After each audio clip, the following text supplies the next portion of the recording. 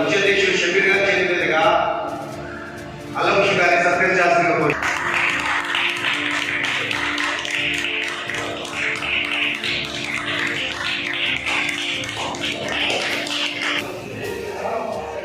Chief minister సాది గారిని వేదిక రావాలని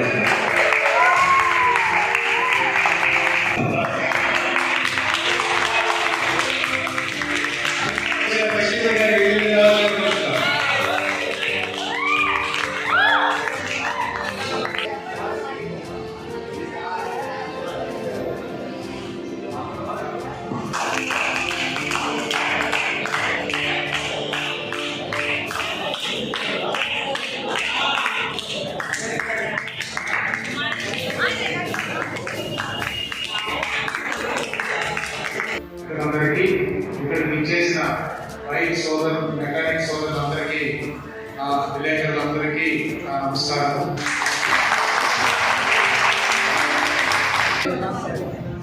ఎన్నో కిలోమీటర్లు నడిచిపోతున్నాయి.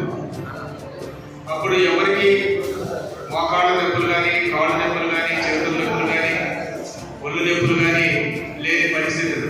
ఎందుకంటే ఆయన నిద్ర లేచిన మొదలుకొని సాయంకాలం పడుకునే వరకు మినిమం ఒక 5 కిలోమీటర్స్ వరకు నడిచిపోతుంది. ఇప్పుడు కనీసం మార్కెట్కి వెళ్ళడానికి కానీ, పక్క ఇంట్లో పక్క వీధిలో ఉన్న ఒక మిత్రుడిని కలిసేదానికి కూడా బైక్ వాడే పరిస్థితి వచ్చింది. కనీసం ఒక సైకిల్ తొక్కినా కూడా చెమట వచ్చి మనకున్న ఆరోగ్యానికి పనికొచ్చే అన్ని అవయవాలు పనిచేసి ఆరోగ్యం.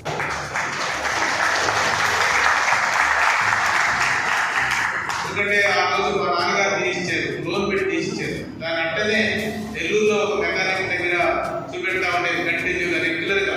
షోరూమ్ పోయింది లేదు, మెకానిక్ దగ్గర నేను చూపెట్టే. ఎందుకంటే షోరూమ్లో ఇస్తారు, ఆయన దగ్గర పెట్టాడు, ఈ లోపు చూస్తూ ఉంటాడు. మెకానిక్ దగ్గరనే చేయించాను. మరి ఆ రోజు నుంచి ఈ రోజు వరకు ఆ బండి అట్లనే అమ్మకూడదు దగ్గర ఉద్దేశంతోనే పెట్టుకున్నాం. అంతేగాని దాన్ని వాడుతున్నాము వాడలేమనేది పక్కన పరిస్థితి. అటు ఆ మాదిరిగా వాడే వ్యక్తి కూడా కావాలి. నేను బండి తోలుతుంటే నాకైనా దెబ్బ తగిలితే పర్వాలేదు, పార్టీ వారు తీసుకోకపోతేనే అక్కడ అట్లనే ఖచ్చితంగా పిల్లల్ని ఎట్టి పరిస్థితులు మన పిల్లల్ని మన దగ్గర చేర్చే పిల్లల్ని స్కూల్లో చేర్చేటట్టుగా మనమంతా విద్య ఉంటే ఒక ఇల్లు కాలిపోయింది అనుకోండి, మన ఆస్తులు ఉన్నాయి మొత్తం పోతాయి. అదే విద్య మన దగ్గర మన ప్రాణంతో ఉన్నామనుకోండి, ఎవరు దొంగిలించలేదు.